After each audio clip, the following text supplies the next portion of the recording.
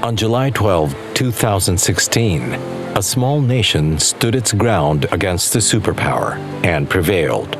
Scarborough Shoal lies in the heart of the West Philippine Sea. The West Philippine Sea lies within our 2.2 million square kilometer exclusive economic zone. It powers the future of the Filipino people and carries 40% of global trade. In 2012, Philippine and Chinese vessels faced off at Scarborough Shoal after China blocked the arrest of its fishermen, leading to a standoff, a confrontation that led the Philippines to The Hague, where principle triumphed over power. There is no 9-dash line. The West Philippine Sea is the inheritance of the Filipino people. This is our mana. This is the way forward. This is the Unsinkable Spirit.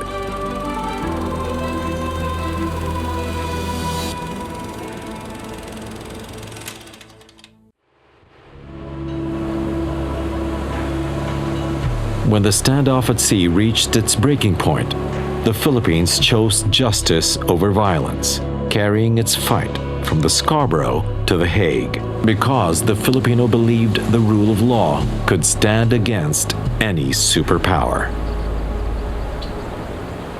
In last week's episode, The Thin Blue Line, we saw how a quiet fishing ground became a flashpoint and how the 2012 Scarborough Shoal standoff revealed a hard truth. Strength at sea would not be enough. Fisherfolk were driven back. Ships held their line, and the nation chose restraint over escalation. So we turned to lawfare, defending mana, not with weapons, but with the rule of law. That decision set the stage for the full assertion of UNCLOS, reshaping Philippine foreign policy and strengthening international efforts towards a binding code of conduct in the South China Sea.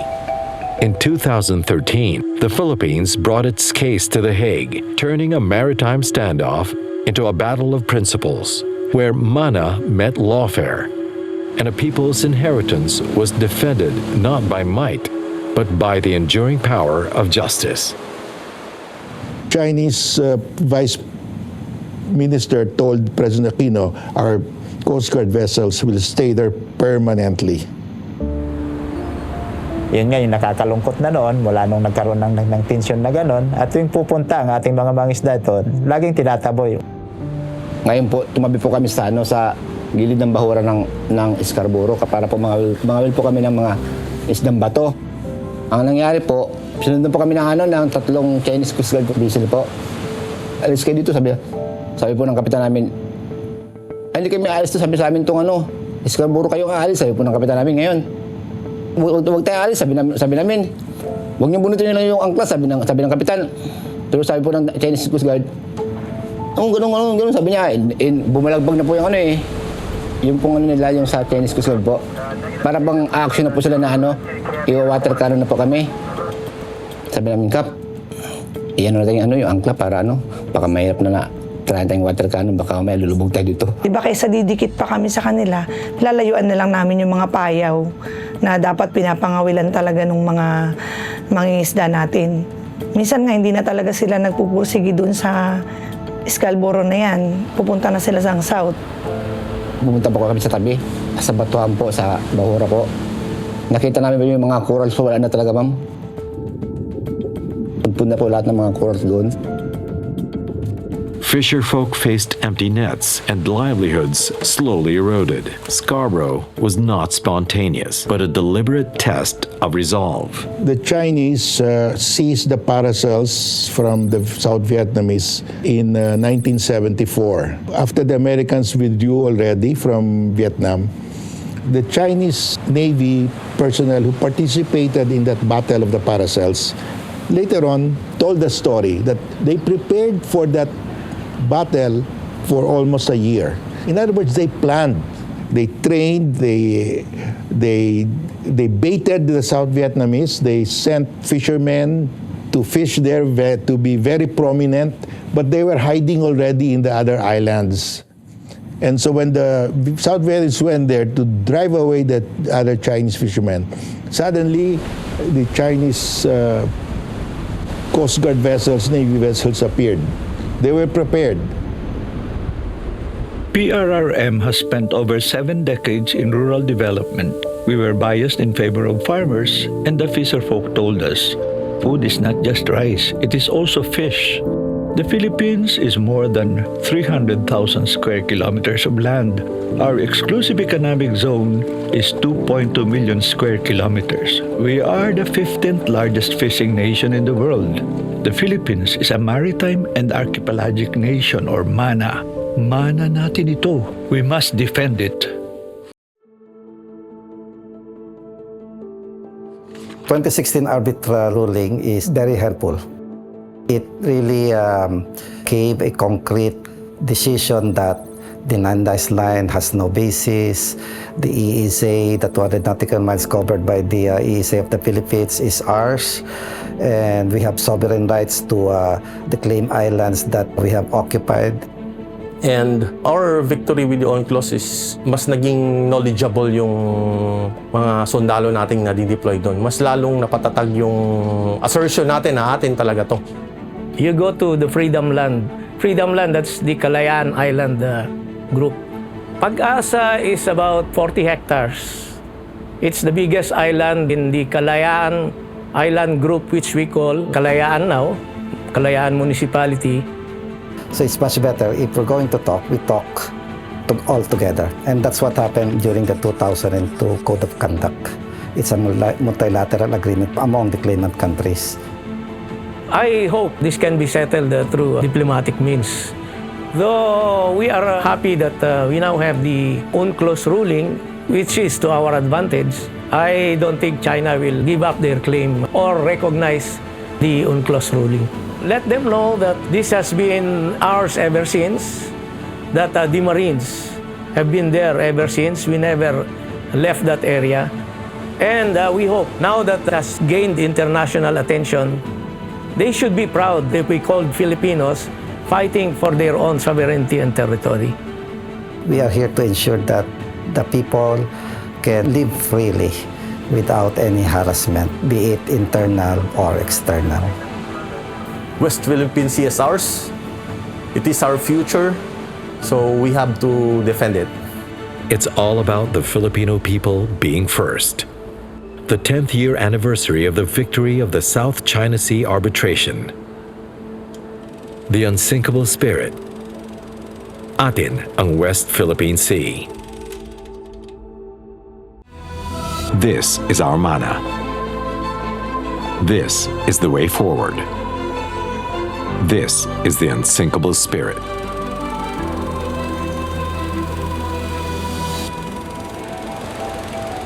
That's why the South Vietnamese lost in that battle, because it was an ambush actually. It was a setup. My theory was that the Chinese also did that. They will not do anything unless they've planned for it. I think we're thinking along the same lines on those things. They were waiting for an opportunity maybe to start the ball rolling insofar as their bigger campaign plan of pushing the envelope on not only South China Sea, the whole of South China Sea, and in particular the West Philippine Sea. Our ship Del Pilar was there. Some was early morning or dawn of that date. That's when our people started going to the fishing boats inside the lagoon. Kasi yung barko naman hindi makapasok at mababaw eh. Pagdating when those incident happened at around those times, sabihin na natin around 6 or something, in less than 8 hours, the Chinese maritime agency or whatever that was, were already in that vicinity. So sabi nga, a very rough estimate, if they were running 10 to 15 knots, sabihin na natin 15 knots, no? And they were there at the time. It took about, sabihin mo na 8 hours from 4 to the time that they were there. Sabihin na natin 8 hours. Multiply 8 hours by 15 knots, that's about 120 plus miles. So in the case of Scarborough Shoal, it was also a setup. Not proof of conspiracy, but a recognizable pattern. But that was already the start of this tawag dito, patintero. They were already in a better position of blocking our Coast Guard. And that's why at that time, the issue, how do we fight China with that kind? We decided to bring China to an UNCLOS tribunal. In the end, when force threatened to decide the future, the Philippines chose the high road and brought its case to The Hague in 2013. Though China left its chairs empty, the proceedings moved forward. Evidence was heard, history recorded, and the voices of fisherfolk and patrols carried into the record. Those empty seats became a symbol of a choice to walk away. And in that silence, the Philippines stood firm, and that a nation anchored in law can still be heard. They invented this claim that since 2,000 years ago, they owned the South China Sea. They cannot even give latitude or longitude. If the 9-dash line is valid, the entire UNCLOS will collapse. Before UNCLOS, nations could claim only 3 nautical miles from their shores, leaving the rest as open seas. As UNCLOS was drafted, nations pushed for sweeping claims, some up to 600 nautical miles, until the world agreed to a compromise, a 200 nautical mile exclusive economic zone, so coastal states could feed their people and secure their future. China joined on day one, affirming a simple truth the world had accepted, that 3 miles could no longer sustain a nation, but 200 could. A rules-based order is an order where all nations follow rules. And at the same time, we respect the decisions of institutions like the arbitral award, the UNCLOS.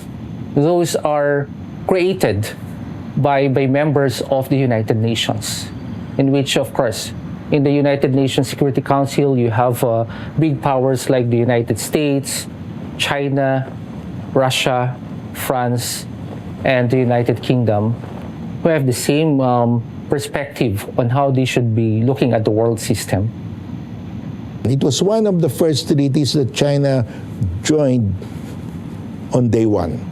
And China, being a developing country at that time, lobbied together with the developing countries like Indonesia and the Philippines for a very long exclusive economic zone. China even strongly supported the 200 nautical mile easy. But when UNCLOS was approved and China ratified, they want to deny us now our own 200 nautical mile EEZ. The cost of that denial is not abstract. It is measured in empty nets, rising prices, and less food for Filipinos, in energy left untapped, and in fish taken from our own waters, only to be sold back to us at a higher cost. The lowly galunggong, which indeed had that appellation of being the poor man's food, is hardly that anymore when it's even more expensive than pork. Or well, maybe sometimes even beef, at least definitely more than chicken. Nakakagigil talaga. Kasi una-una, imbis na mga kapwa natin Pilipino na mangingisda, ang makinabang, sila ang nakikinabang at ibinebenta sa atin mismo. Tayo yung umaangkat. Na ang alam natin is huli nila, pero doon mismo sa katubigan natin hinuhuli.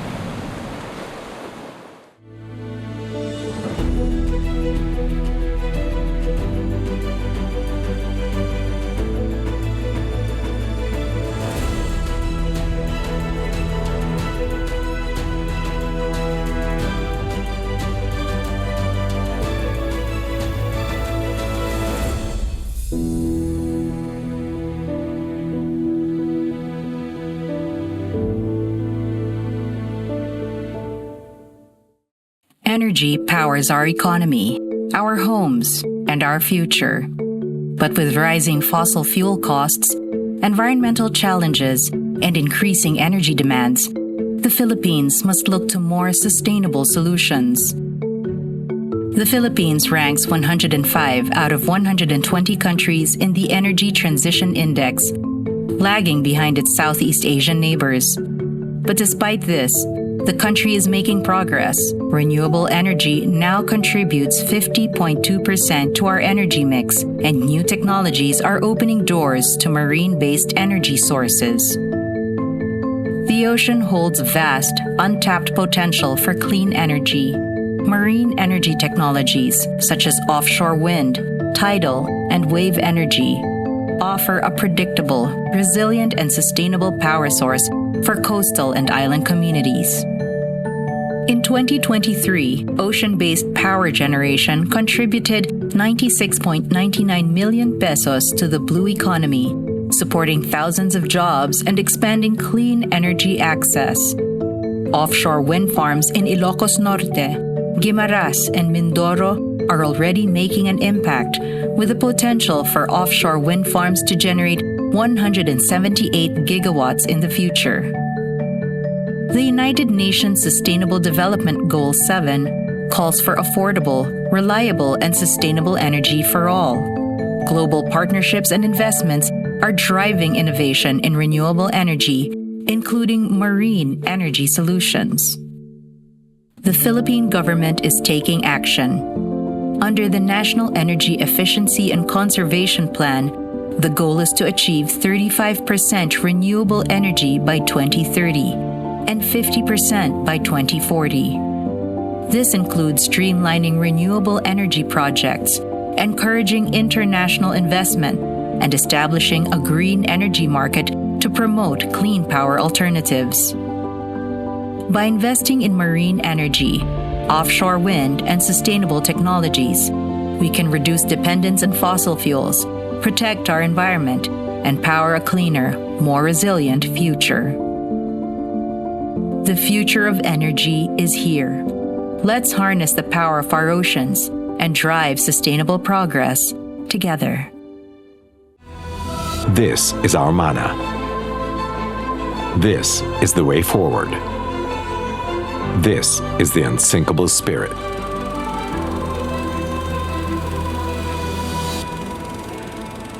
Coastal states should have an exclusive zone of 200 nautical miles for their fishermen to fish. We need to think of all resources like biodiversity as money, for example, that we need to manage. If it's degraded, like for example, I keep talking in many of the papers that I write, that when the fisheries are depleted, I think that our best action should be to rebuild these fisheries. The same with the coral reefs. Once the coral reefs are dead or dying or degraded, we need to use the best science, do the best science so that we can restore, we can recover the biodiversity. And of course, we know that fish is the number one source of protein for Filipinos. It's that protein deficiency which is precisely causing this problem with severe malnutrition and stunting. And so, for that reason, the incidence of child malnutrition and stunting is much higher in the Philippines than in some of our immediate neighbors. And so, it translates in turn into our education outcomes. The Philippines' low PISA scores reveal more than gaps in learning. They expose a crisis that begins long before the classroom. Nearly 1 in 4 Filipino children suffer from chronic malnutrition, and with 90% of brain development occurring before age 5, hunger can permanently limit a child's ability to learn. These scores are not a failure of students, but the measurable cost of food insecurity, an educational crisis rooted in empty plates, not empty potential. The crisis of malnutrition and stunting, the crisis of education, and the crisis of our agriculture being in such a sorry state today, they're all intertwined. And in the end, it really traces back to our agriculture and fisheries sector, which provides the food in our economy and in our society.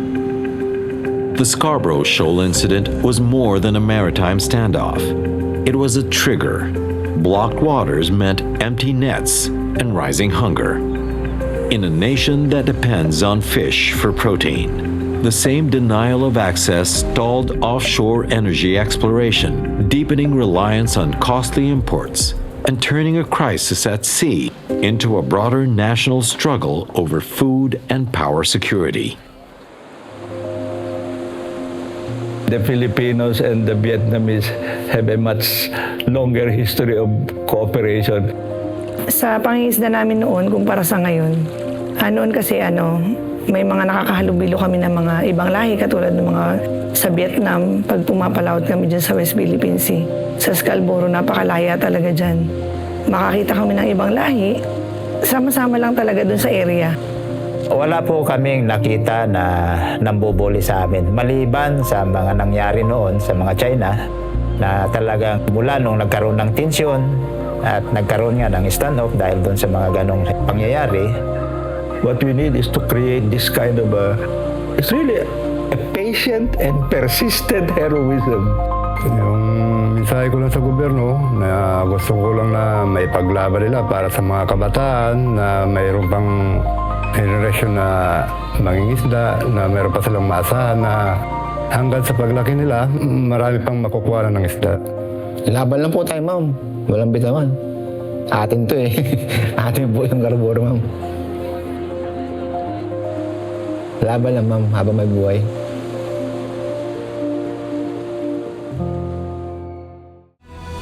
This is our mana. This is the way forward. This is the Unsinkable Spirit.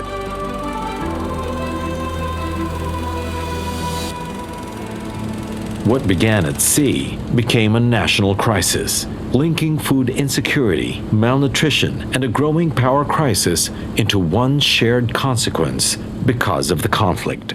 Since the Philippines is an archipelagic country, about 70% of our territory is surrounded by waters. If you would imagine that potential, 70% of our economy would rely from the blue ocean. Like say for example, for liquefied gases and at the same time for undersea minerals. How much income would the Philippines generate from that? It is where our power and energy is being sourced.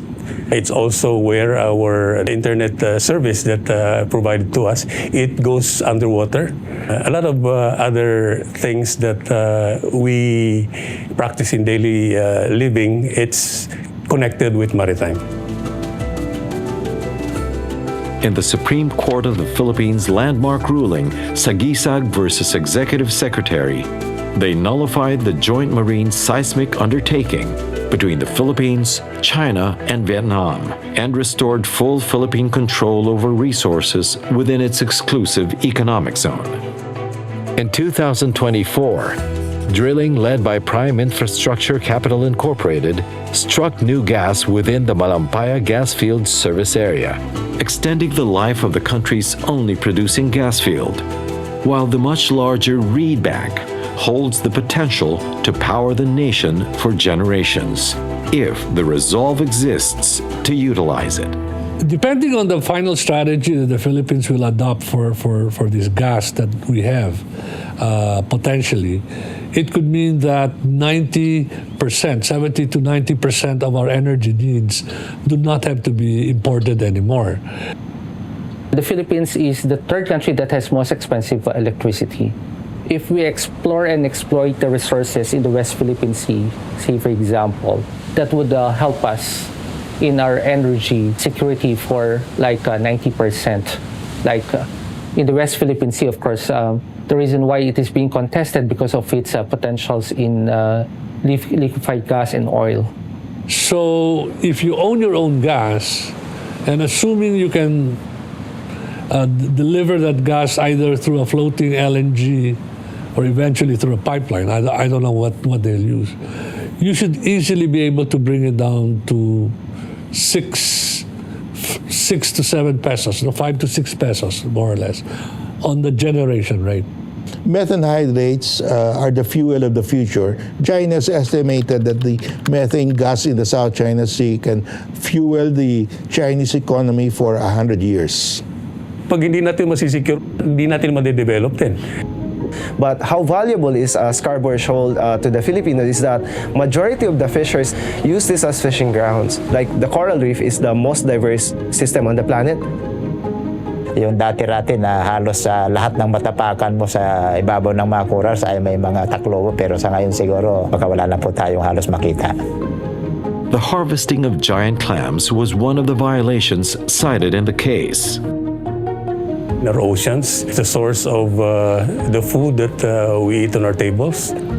So that means that the more that we need to implement science, research to recover, rebuild the fisheries that's depleted or are collapsing, recover the coral reefs that are degraded or are dying. So I think this is the only way to ensure that the next generation of Filipinos and the Filipinos at the moment that's living, accessing and using these resources can sustain their needs for money, for food, for income from these resources. We need to secure so that we can enjoy the resources that would spur economic growth.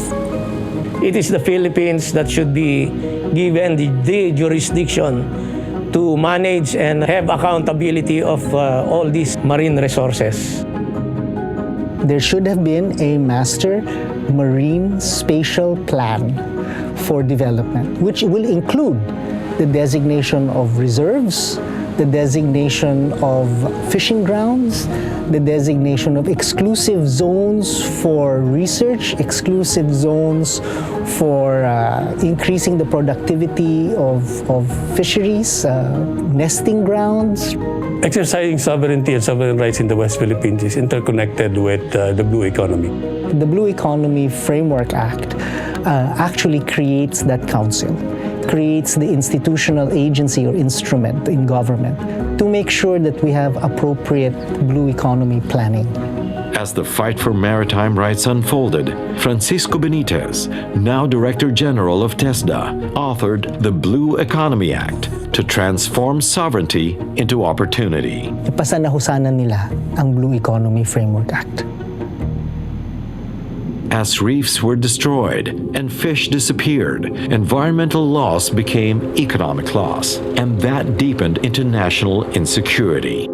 After more than 3 years of arbitration, the Philippines prevailed, restoring its standing, its lawful claims, and its future before the world.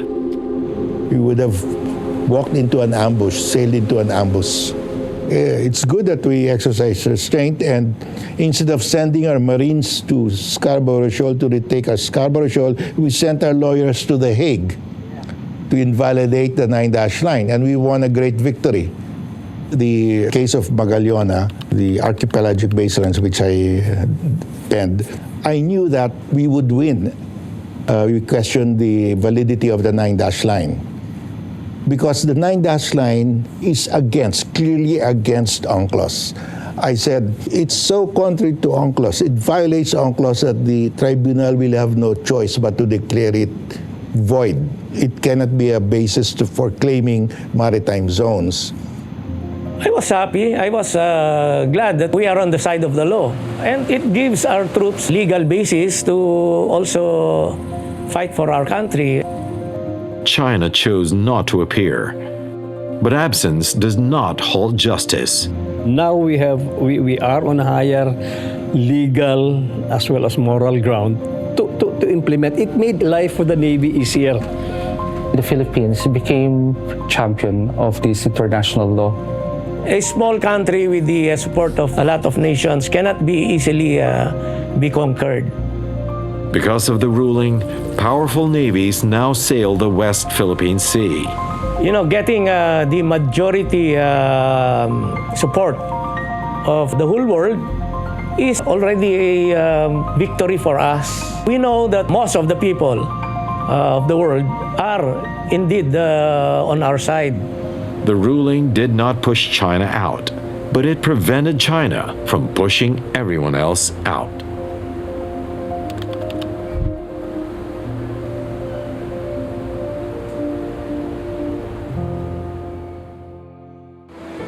On July 12, 2016, a small nation stood its ground against the superpower and prevailed. Scarborough Shoal lies in the heart of the West Philippine Sea. The West Philippine Sea lies within our 2.2 million square kilometer exclusive economic zone.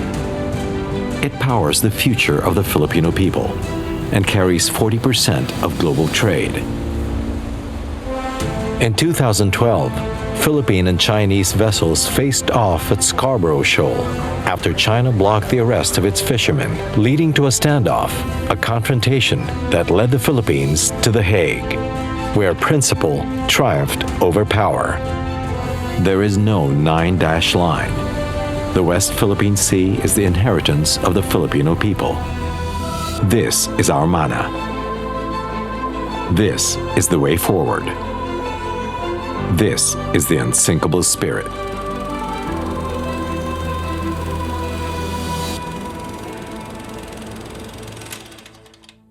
In Filipino, mana means inheritance, a gift from the past. Ang West Philippine Sea symbolizes our future. 10 years ago, a small nation stood before the world, not with warships, but with the law. We have a full exclusive economic zone of 200 nautical miles from our archipelagic baselines, unimpaired by China's 9-dash line. This is our mana, and the promise is ours to keep.